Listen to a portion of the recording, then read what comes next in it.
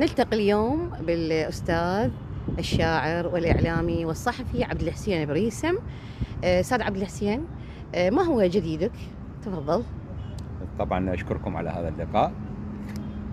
طبعا هو العمل مستمر كالعمل الإعلامي وكذلك الصحفي في مجلة الشبكة العراقية، ولكن ما هو الجديد بالنسبة للشعر وهو الأهم عندي هو أنجزت رواية بعنوان منفى مردوخ، سوف تطبع قريبا على دار وتريات في بابل.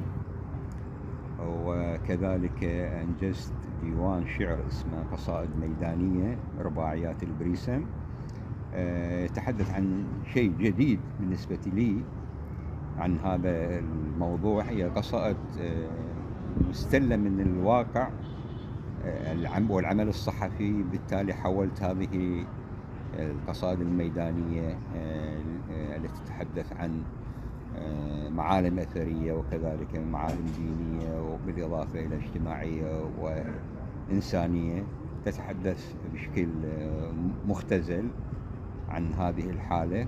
وإن شاء الله سوف تطبع قريبا عن اتحاد الأدباء والكتاب في بغداد، منشورات اتحاد الأدباء والكتاب في بغداد. شكرا جزيلا لكم. شكرا لك يا أستاذ عبد الحسين وبالتوفيق.